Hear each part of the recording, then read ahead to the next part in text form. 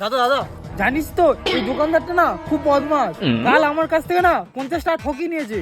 বলিস কি, তোর কাছ থেকে 50 টাকা ঠকে নিয়েছে? তাহলে তো কিছু একটা করতেই হবে। মালিক আইডিয়া। দেখ ভাই, তোকে আমি পুরো টাকা দিয়ে দেবো, কিন্তু আমি যা বলবো তোকে তাই করতে হবে। ঠিক আছে দাদা। ভাই আর থামসা দাও। আরে দাদা, ও তো খাবার চুরি করে চলে যাচ্ছে, ধরো ধরো।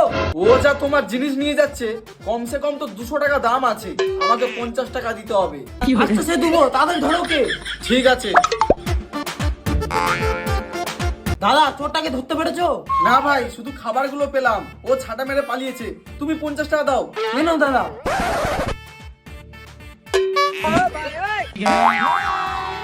ভাই এই দেখ তোর 50 টাকা, ধর।